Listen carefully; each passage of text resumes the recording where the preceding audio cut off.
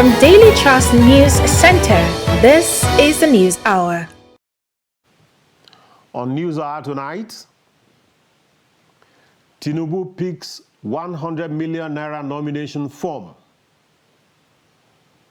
The post-Zamfara emir charged to court.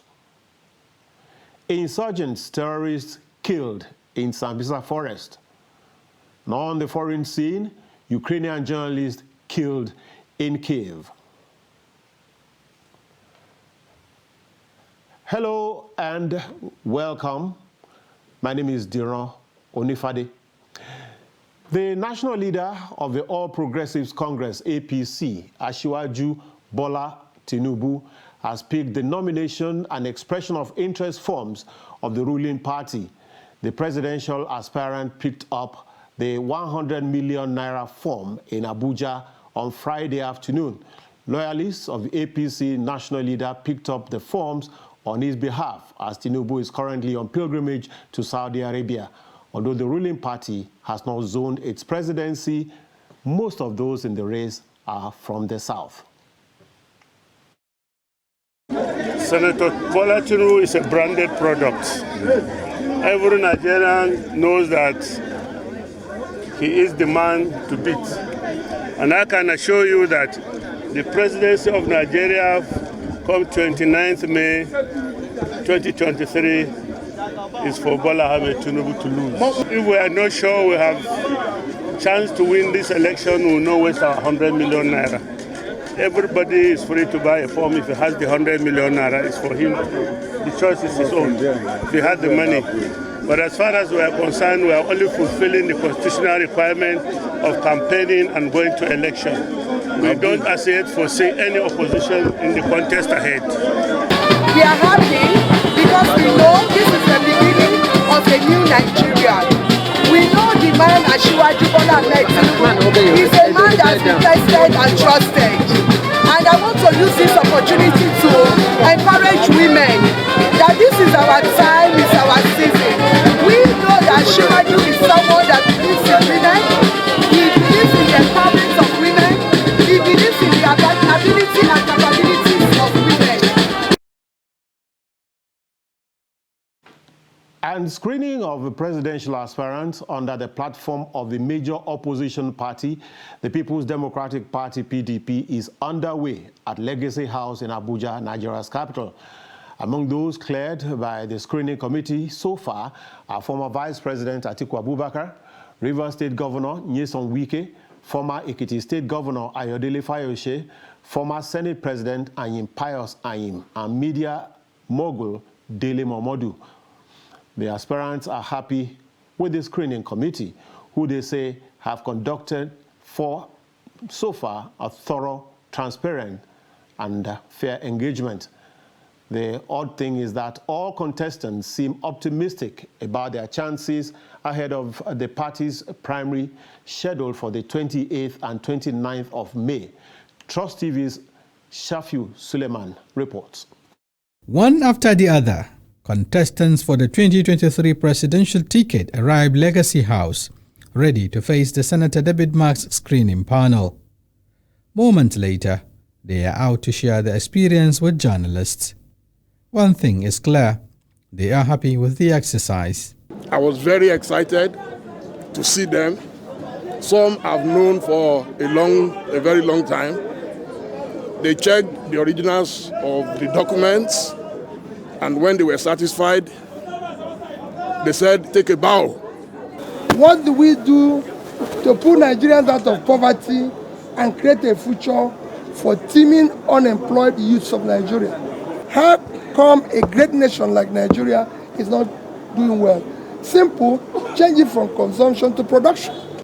The funny thing is that they all fancy their chances, but they have questions to answer, ranging from defection rumors, the collapsed consensus arrangement, or withdrawal from the race. I'm here. Do I look like someone that will do that? Thank you. I have told Nigerians I'm a man of my own words, that I will not be contesting alongside with Jonathan, and I had gotten his own go-ahead before I came to this level. I have gone very far, I have gotten, you have just said, a consensus status from my section of the country. Consensus is dead and buried. The four of us agreed amongst ourselves that despite our very best efforts, it wasn't going to work. The timetable is short. We are going to the primaries on the 28th and 29th of May. And therefore it is critical for each one of us to actually work independently in order to prosecute our campaigns and our agenda. All these gladiators scale yet another hurdle in their quest to clinch the PDP's presidential ticket. They now must rely on their ability to market themselves to delegates at the party primaries. The D-Day is between 28th and 29th of May. Then they will know whether their dreams will live on or lie shattered at the whims of the delegates. Shapir Suleiman, Trust TV News, Abuja. The People's Democratic Party Presidential Screening Committee has disqualified 2 of its aspirants. Chairman of the committee, Senator David Mark, announced this on Friday after the committee concluded its screening of the party's 17 aspirants. Senator Mark did not disclose the identity of the disqualified candidates. He said they did not meet up with the requirement for the position they were contesting for.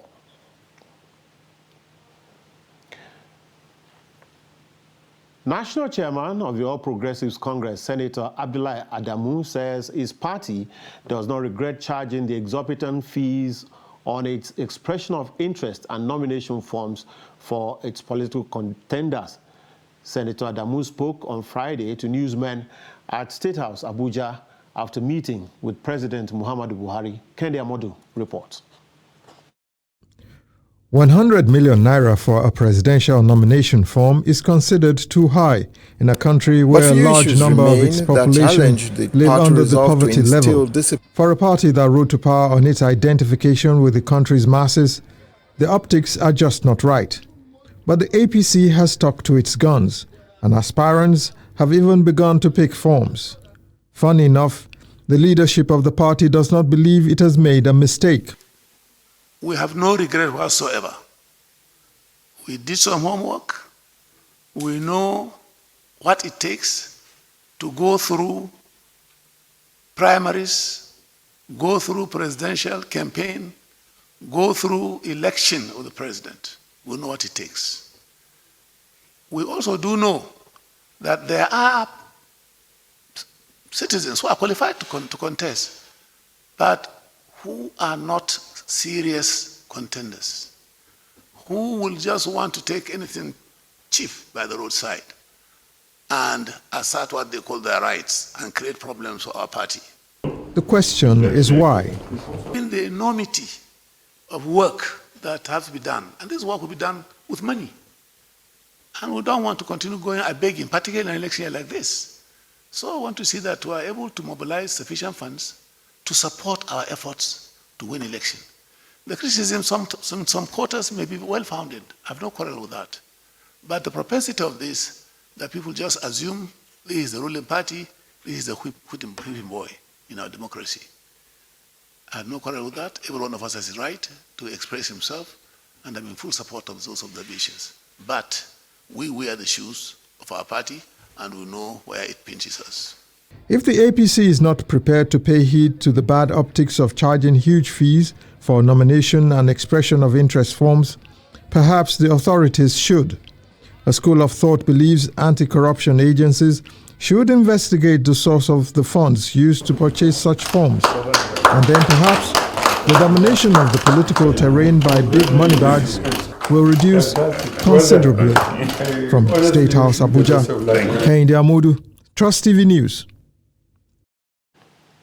Meanwhile, the national chairman of All Progressives Congress, Senator Abdullahi Adamu, has presented Ekiti APC gubernatorial candidate Abiodun Oyebanji to President Muhammadu Buhari.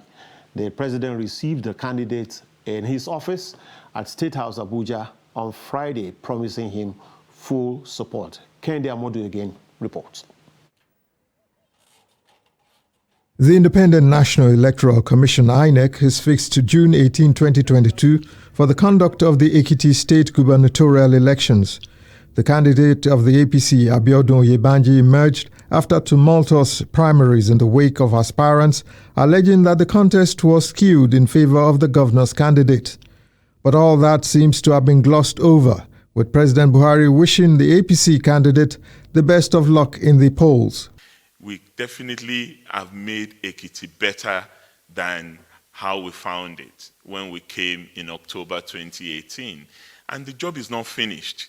You may think it's finished. We still have 6 months down the line before I take my exit from office.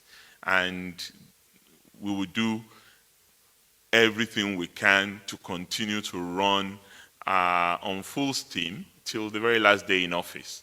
Governor Atiku Bagudu of Kebbi State is to lead the party's campaign in the Ekiti State election. He agrees with Ekiti State Governor Kayode Fayemi that the APC candidate who has been involved in governance in the state in the past 20 years is qualified to be the party's flag bearer. I've worked with Governor Fayemi for 7 years.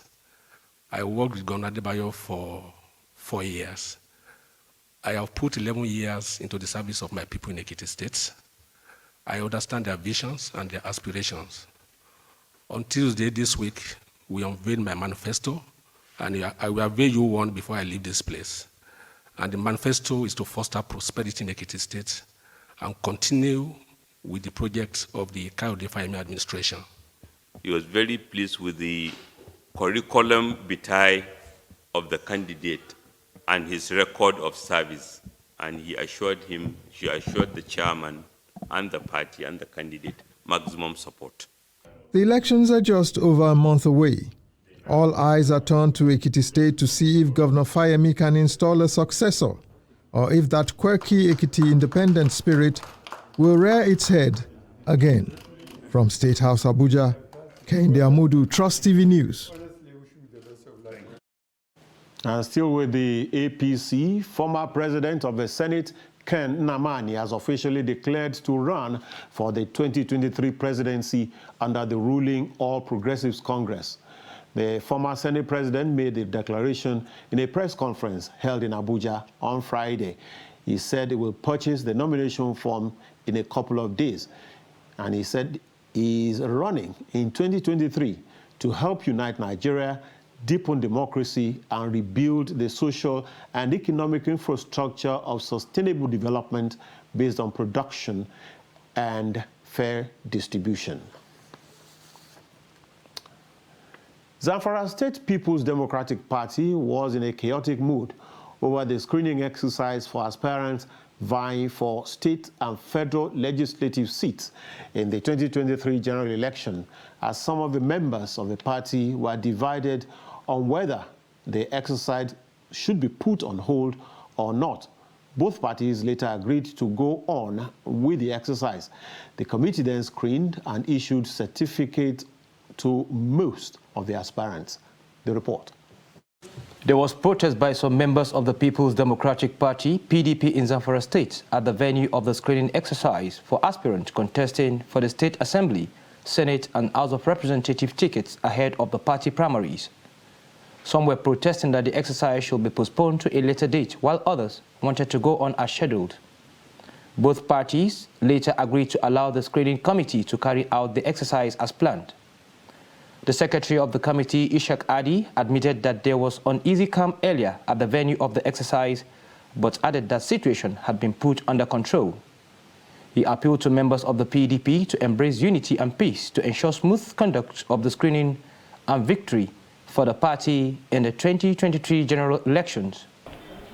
For now, from the list we are having, the one that submitted their forms in Abuja were given 27 House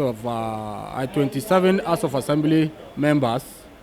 That was the one they gave us from Abuja. Our House of Representatives, we are having 11. Senate, we are having 8 or thereabouts. On reaching here, we made to understand that there are some people that didn't submit their forms in Abuja. But for now, we cannot ascertain what is the exact number. We can't tell. We are given the mandate to submit forms from people who were not able to submit to Abuja. We are given the mandate from the headquarters. For now, we have not any hitches, honestly. Just that the chairman of the committee is having a meeting with the stakeholders, and he mandates us to do the paper screening. He will be coming. If he comes, he will issue out the clearance certificates. The deputy chairman of the Zamfara State chapter of the People's Democratic Party, PDP, who is also one of the aspirants for the House of Representatives, Professor Kabiru Jabaka, stressed the need for unity among party members to enable them emerge victorious in 2023 and beyond. That's very, very essential. Unity is strength. So this unity you are seeing, if we are bound together, that makes us stronger. So we are bound to actually unite, ensure harmony among our members, so that we face the general election squarely. Because we know the challenges here in Zamfara. It's not easy. So we need to actually unite. It's very, very important. A member of the Zamfara State House of Assembly, Salisu Zulmi, praised the conduct of the screening exercise. The protest against carrying out the PDP screening exercise as scheduled may not be unconnected with the arrival into its fold of those that the Zamfara State PDP is expecting from the opposition parties to enable them participate in the process. And more on election matters, President Muhammadu Buhari has vowed to use every legitimate means to protect the votes of Nigerians during the 2023 general elections. The president spoke Thursday at an iftar dinner with members of the diplomatic corps. He advised those planning to rig the 2023 general elections to perish their thought. Buhari, while addressing the Russian-Ukraine conflict, called for greater consideration for humanitarian conditions in the affected areas in the ongoing crisis. Dean of the Diplomatic Corps and High Commissioner of Cameroon to Nigeria, Ambassador Ibrahim Salahideen, pledged that the international community would continue to support Nigeria before, during, and after the forthcoming general elections. Committed to bequeathing a stronger culture of credible elections to Nigeria than I met. Those planning to rig the forthcoming election should think twice, because I intend to resolutely protect and defend the sacred will of the Nigerian people to be expressed through the ballot box. As Nigeria goes through this trajectory, I urge our friends in the global community, represented by you, the Diplomatic Corps, to adopt a positive role that reinforces the doctrine of respect for our internal affairs and the respect for facts and void of preconceived notions and bias. Mr. President, as we enter an electoral year, we pray Allah to put the process under His divine guidance for peaceful, free, and fair elections. Please be assured that the international community will support your government to achieve a hitch-free election. The support will come before election, during election, and after election. Be assured of that, Mr. President.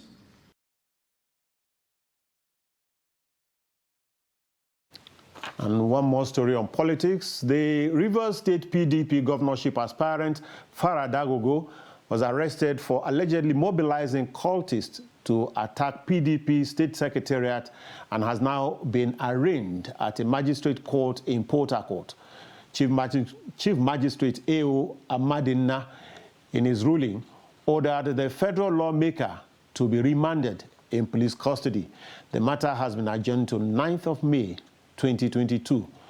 Recall that Rivers State Governor Nyesom Wike had declared him wanted for allegedly masterminding disruption of the screening of aspirants for various elective positions at the secretariat of the state chapter of the People's Democratic Party, PDP, in Port Harcourt.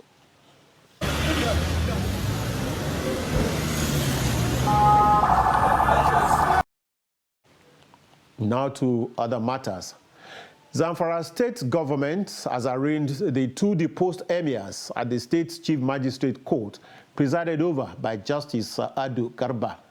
The first and second class monarchs were arraigned on a 5-count charge bordering on criminal conspiracy, withholding of evidence, illegal possession of property, and alliance with bandits.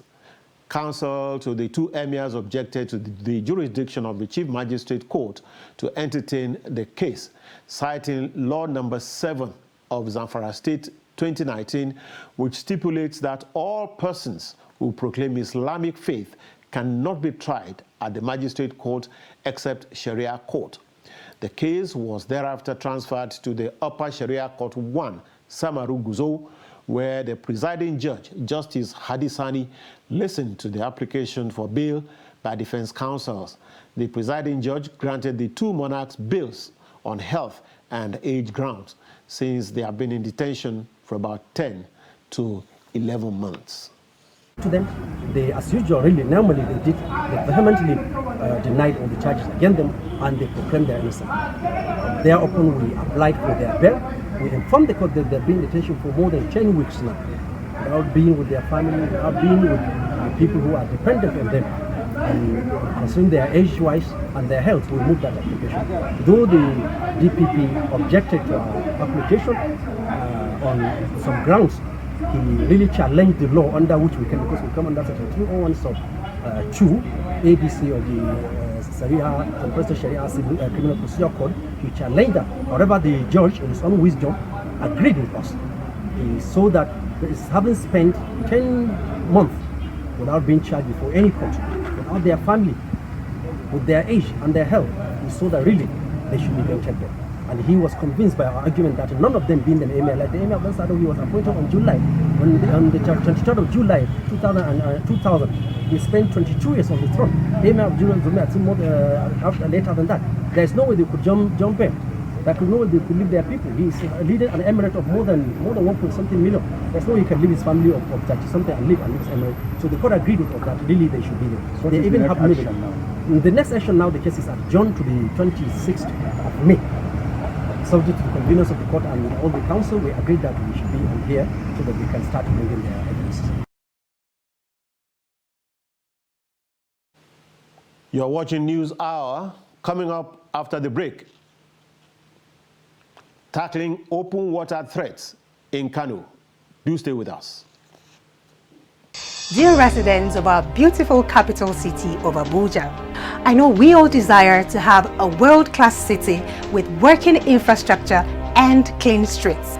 That is why the Federal Capital Territory Administration is investing a lot of resources and manpower to ensure prompt evacuation of refuse from all nooks and crannies of the city. Now, this can only be sustained if all residents play their part by promptly paying their waste collection bills. Encourage everyone around you to be patriotic and pay their bills. The task of keeping Abuja clean is for all of us. Remember, soup way sweet, na money kill out. This message is from the Federal Capital Territory Administration.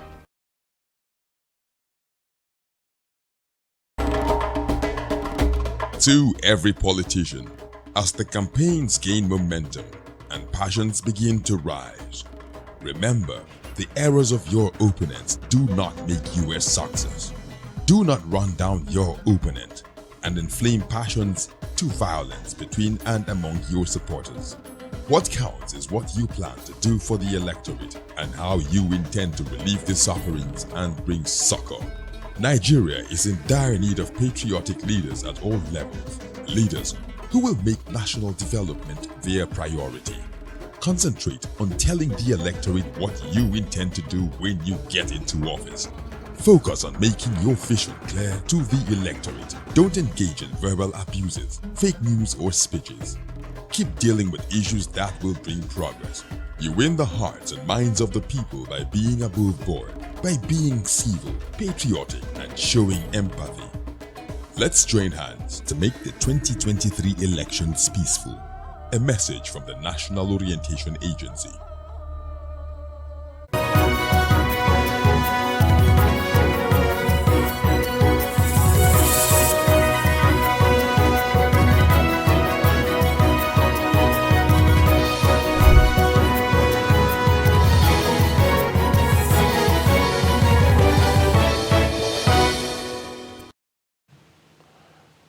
Welcome back. You're still watching News Hour on Trust TV. Let's take another look at our top stories. We told you that Tinubu on Friday picked a 100 million naira nomination form, and the post-Zamfara emirs have been charged to court. Moving to more news. The FCT Police Command has intensified efforts to rid the capital of kidnappers and criminal activities. To this end, the command says it will carry out night patrols around the FCT to fish out suspected criminals terrorizing it. Trust TV joined the police team in one of such patrols and now reports. The patrol, which takes place at regular intervals, starts at night, at times best known to the police. We started the patrol from the city center, then to different suburbs. So in order to rid the Federal Capital Territory of criminals, kidnappers, and all criminal activities going on, the FCT Police Command and the members of its team from different divisions have taken it upon themselves to go on patrol each night. And most times we hear about patrol, and we really need to get to know what this patrol is. That's a curiosity for us in the first place. So this fateful night, as a result of the increased criminal activities, we took it upon ourselves to go out with these patrol teams. And as we stand right now, we are at the Apo Legislative quarters, around the Apo Cemetery, I beg your pardon. And this is where a lot of criminal activities take place. A lot of criminals, kidnappers, this is their hideout. This place is as dark as anything you can think of.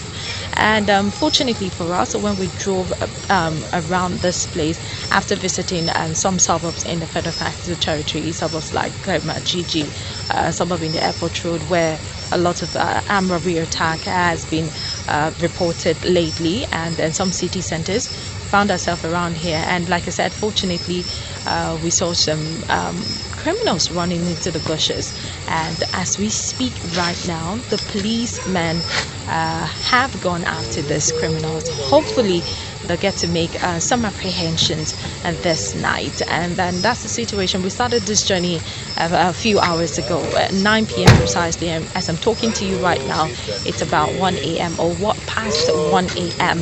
And we're still on this patrol, just to know how it works and how the police is trying to maintain law and order in the Federal Capital Territory. At the end of the patrol, an arrest was made and exhibits such as knife and some hard drugs were recovered. The divisional police officer of Durumi Division speaks on how they will continue to rid the capital of criminal elements. It's a continuous process throughout the month.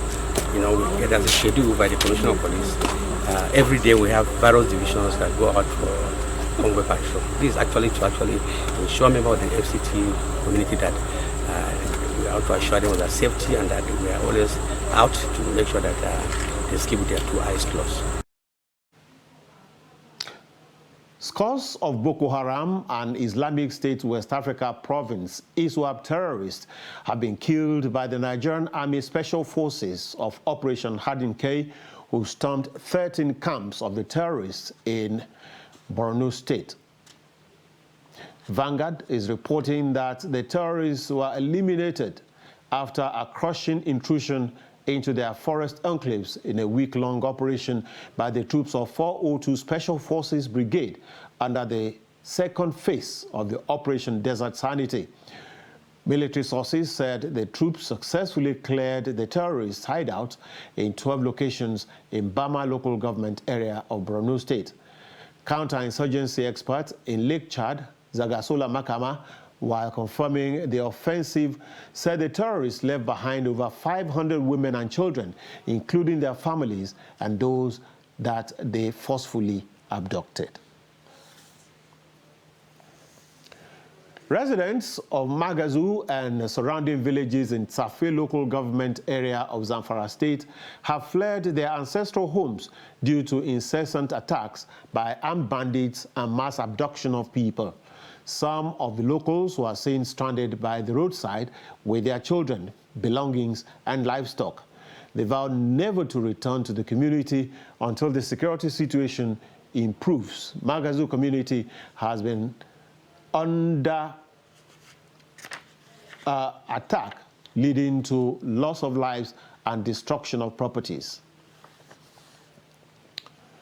President of the Police Officers' Wives Association, POWA, and wife of the Inspector General of Police, IGP, Hajara Usman Alkali Baba, was in Anambra State with other members of the POWA National Executive on a working visit and routine humanitarian tour.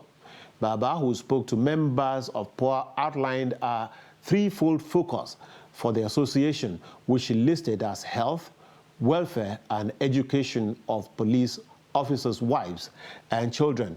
Receiving the IGP's wife, the governor of Anambra State, Chukwuma Soludo, commended the patriotic disposition of the officers' wives despite the risk to their husbands' lives as security operatives.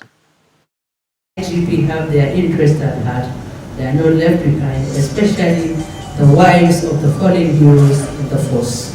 On behalf of Nigeria as well, to thank and commend you for bearing the greater pressure. Because while the guy is out there, you don't have the bigger pressure. You don't know. The pressure that you go through. Because being wife of police officers must be quite a very, must be going through quite a lot of pressure. Minister of Interior Rauf Aregbesola has disclosed that the federal government is planning to procure aircraft in the 6 zonal bases of the Federal Fire Service to combat wildfires, bushfires, and other large-scale fires requiring aerial attacks. Aregbesola disclosed this while speaking at the decoration ceremony of the new Controller General of the Federal Fire Service, Jaji Olola Abdulganiyu, in Abuja. While urging the new Federal Fire Service boss to live up to expectations, the minister said the prime challenge of the Federal Fire Service is on combating wildfires, bushfires, and other large-scale fires requiring aerial attacks. He said arrangements has been made with the Nigerian Air Force to use their planes to waterbomb fires of that nature from the air at the time, for the time being. He also said henceforth, armed security personnel would be accompanying firefighters to fire scenes to prevent attackers on personnel and equipment by hoodlums.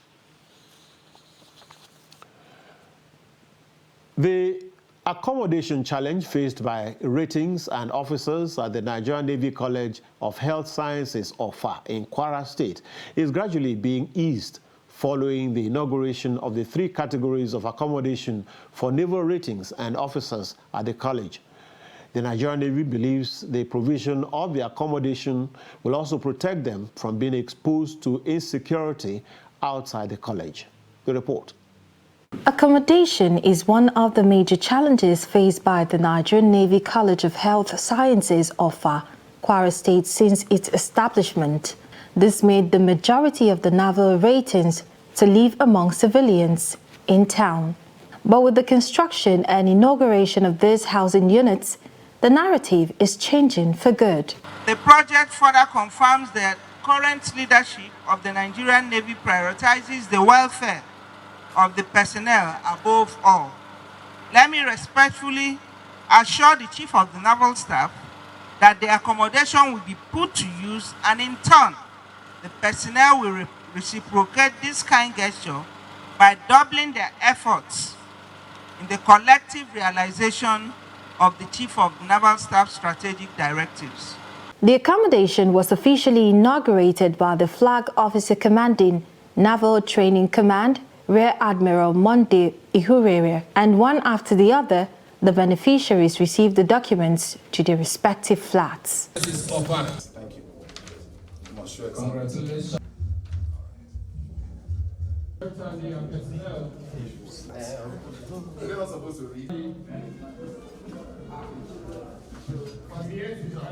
Rear Admiral Inurere says the housing units are provided to lessen the accommodation challenge and also motivate the personnel for greater Seeing that these projects will certainly lessen the burden of lodging in the college, I wish to charge the beneficiaries to be considerate and use the facilities responsibly with a view to ensuring that subsequent users or occupants will meet functional facilities. I equally charge the Commandant and Principal Staff Officers to emplace a robust maintenance strategy that will prolong the lifespan of these projects. In addition to the buildings, an industrial borehole conceived of and financed by the college from her resources will be commissioned. With the operationalization of the industrial borehole, hitherto perennial challenge of insufficient water supply in the college shall hopefully become a thing of the past. The accommodation is in 3 categories, 30 units each for junior and senior naval ratings, while 10 units are for officers. You're still watching News Hour on Trust TV. More stories after the break. Every patriotic Nigerian should hear this. Any politician who means well for the people will never allow themselves or their supporters to engage in any violent, destructive activities. No politician who truly wants to serve the people and develop the nation will encourage his followers to destroy properties or take human lives before, during, or after the elections. The Nigerian public must watch out for these traits and isolate any politician who encourages supporters to engage in violence. No genuine politician or patriot will cause trouble and seek to destroy the very society which they aspire to lead or develop. Politicians who have the good of the people at heart will not allow themselves or their followers to engage in violence, destruction of properties, and then taking of lives. Be vigilant. By their words you shall know them. Shun violence. Stay away from politicians who want you to do so. Let's join hands to make the 2023 elections peaceful. This message is from the National Orientation Agency, NOAA.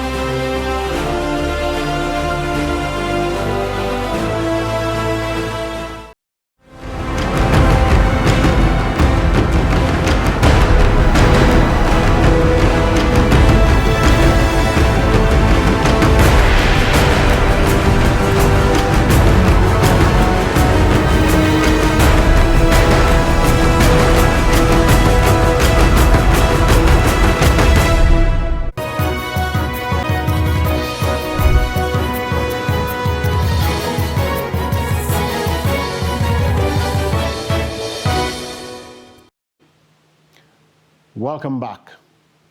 The federal government has declared May 2 and May 3 as public holidays to mark the 2022 Workers' Day and Eid al-Fitr celebration.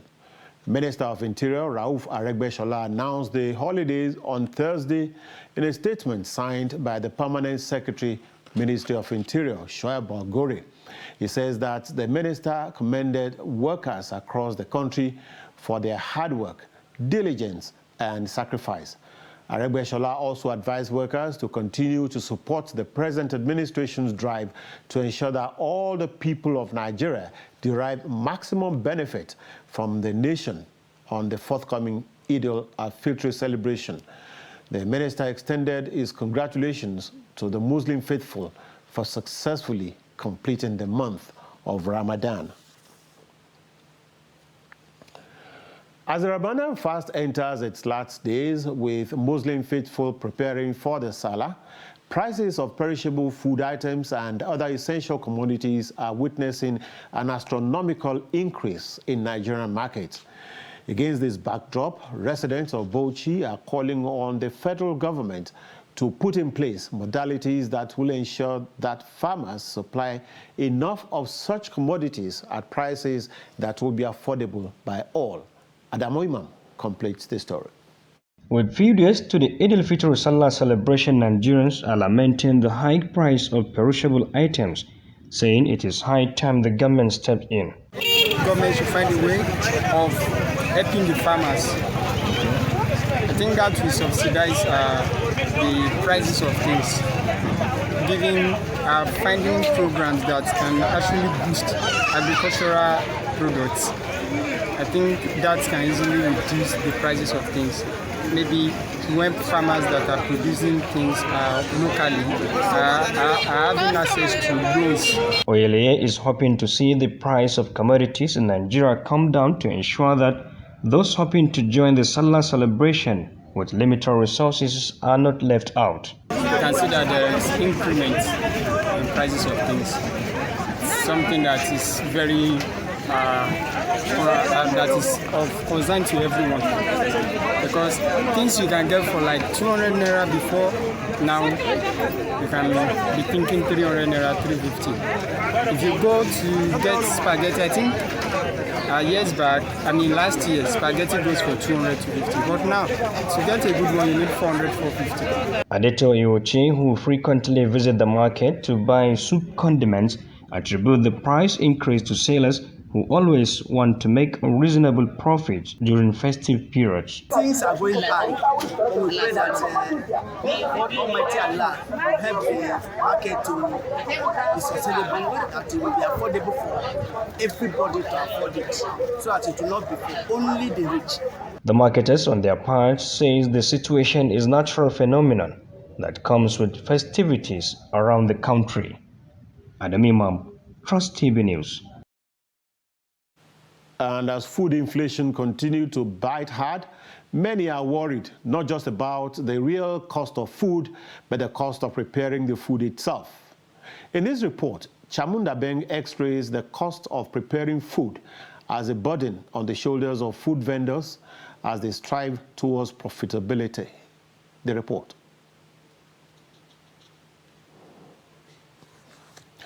We'll bring you that report when it becomes available. 2 persons have been confirmed dead in a multiple accident involving 6 vehicles along Ikorodu Road in Lagos. It was gathered that the victims were returning from mile 12, where they had gone to buy goods when the accident occurred around 2 a.m. on Friday. Daily Trust learned that 2 persons, a man and a woman, died on the spot, while one of the corpses was taken to a morgue by the Lagos State Environmental Health Monitoring Unit, SHEMU. The Lagos Territorial Head of the National Emergency Management Agency, Mr. Ibrahim Fariloye, who confirmed the accident, said the family members of the second victim came to the scene to carry her corpse.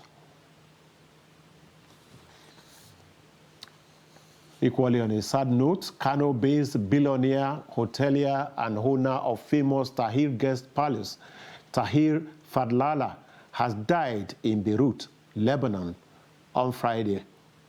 Aged 78, the famous hotelier was flown to Beirut 2 years ago over COVID-19 complications. He left behind a wife and 5 children. Fadlala, according to sources, said in his will that he should be buried in Kano. He was born on Friday, in February 5, 1948 in Beirut, but moved to Kano with his parents when he was 2 years old. In May 2020, he was honored alongside 81 other notable individuals by Kano State government for his contributions to the development of the state.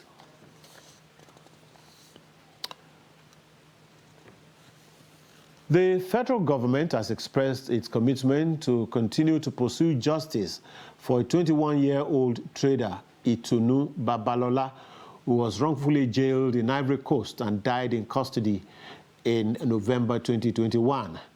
The Minister of State Foreign Affairs, Zubairu Dada, spoke during the 36th session of the State House briefing held at the Presidential Villa, Abuja. The minister, while reacting to a question on the matter, said although the judge ruled that Itunu was culpable, the federal government has appealed the ruling and expressed hope that justice will be done. In his address, the Permanent Secretary of the Ministry of Foreign Affairs, Gabriel Aduda, said Nigerian students whose programs were interrupted by the Russia-Ukraine conflict would continue their studies online and physically in other universities who have offered admissions to the students who wish to continue elsewhere. Because we have, as a nation, and as a responsible nation, is to go to court, to go back to the same court and appeal. And this is precisely what has happened. We have gone to court to appeal that judgment. And it was in that process that this lady, unfortunately, they said, fell sick and died in custody. Again, we have insisted that an autopsy be done on the corpse, which I guess was also done. And we're also raising issues where we are not fully satisfied. We're raising issues with the appropriate authorities to ensure that justice is done. So even in death, we are not leaving the matter to go. We are still pursuing the appeal in court, and because that is the only resort that we have. We cannot take the laws into our hands. In Ivory Coast, we can only, whether they jail her wrongly or rightly, it is their law, which we have to respect. We have no choice over the matter. And again, diplomacy is the only way to go. Reciprocity, it has not gone to the level of reciprocity, because I don't know how we even set about applying the principle of reciprocity in a matter like this. But like I said, we have made all the noises, and at the right places. We have complained, and we're still complaining. We're insisting on justice, that justice be done for this lady who died in detention. And back to the story on the cost of preparing food. As food inflation continues to bite hard, many are worried not just about the real cost of food, but the cost of producing the food itself. In this report, Chamunda Beng x-rays the cost of preparing food as a burden on the shoulders of food vendors as they strive towards profitability. The report. With food items on a constant rise, the prospects of small-scale vendors making significant profit in their businesses is greatly diminished, as this does not only affect their purchasing power, but also that of their customers. The business is very, very affected because everything is expensive, not like before. So there's no gain now in anything we are doing. We are just coming out now to sit at home. If not, now there's nothing in this our business again. But we thank God we are just coming out. Everything is so high in market. All the things they put price. We can't enjoy the restaurants again because the reason that we come out is that there is nothing we can do. Just to see our daily bread, or sometimes maybe our children need groundnut, we'll be able to buy some small things. After I say finish, I will not see the income. I will not make profits on it. The whole money will not enter expenses again. When I say it will enter expenses, look at pure water now. We are buying pure water, 250. A bag of pure water, 250. How much profit will you make there? And you give customer free water when they eat finish. All this thing is In fact, we don't understand. We are not happy the way things are moving. Many Nigerians have called on the government to act on the issue of food inflation as they struggle to afford food items. Economist Dr. Aliyu Audu speaks on possible solutions. Well, the president, I recall, did release some grains a while ago, but more needs to be done. We need to give subsidies to farmers. We need to support farmers, and through the Bank of Agriculture and the Central Bank, and ease the burden on farmers. If you produce in excess, the government should buy over your excess. Government can intervene by price guarantee so that farmers are assured of making a profit from their produce. The long-term solution, if you're looking at long-term solution, is us to become food independent. Is us to get rid of security situation in this country. Now, we have a food import bill, the last time I checked, of $5 billion. We import wheat, milk, fish, sugar, and what have you. All these are imported. We don't need to import that. That's why you see the Naira is very weak, because we are always importing food. The long-term strategy is for farmers to be encouraged, like it was done in the rice sector. Farmers were given loans. We banned the importation of rice, and now Nigerians, we are growing our own rice. Nigerian local rice is now competing with foreign rice because over time they've been able to perfect the trade. They've been able to do well in refining rice, and that's what we need to do. We need to ban the importation of sugar. We need to ban the importation of other foods and support local content. Chamun Dabeng, Trust TV News, Abuja. Now to the foreign scene. Radio Liberty in Ukraine has announced the death of its staff, Vera Hirich, who was killed during a Russian missile attack in Kyiv. The United States-funded news organization said rescue workers found her body on Friday morning amid the wreckage of the residential building where she had lived. Russian forces struck the building on Thursday evening in an attack that coincided with the United Nations Secretary General Antonio Guterres' visit to the Ukrainian capital for talks with President Volodymyr Zelensky. Hirich's home was next to a plant that produces anti-tank missiles.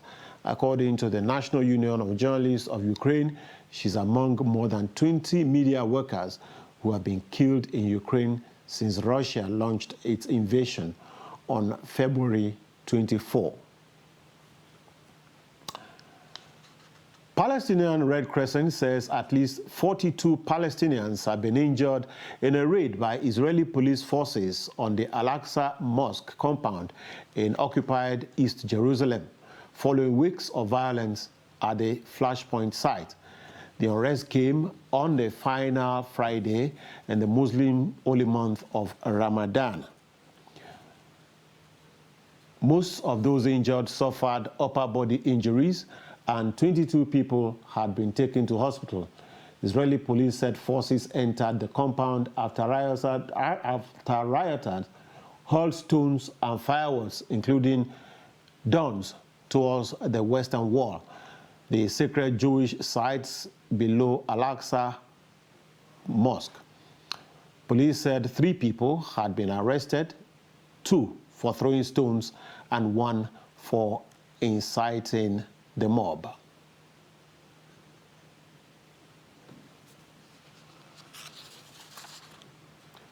And we now join Adeni Ajishafe for more stories on sports.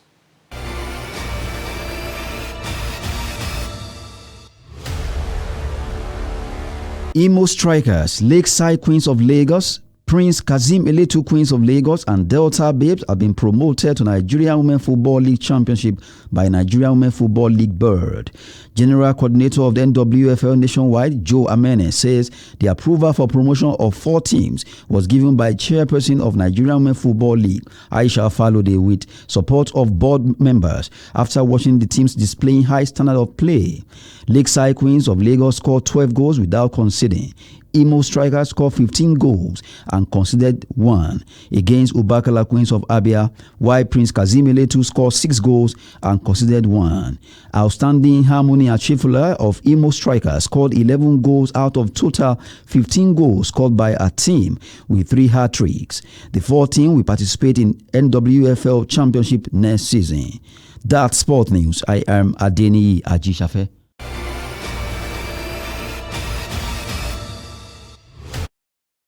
And with these, we have come to the end of the news for today. I'm Deroni Fadi. You can join us on all our social media platforms. Good night.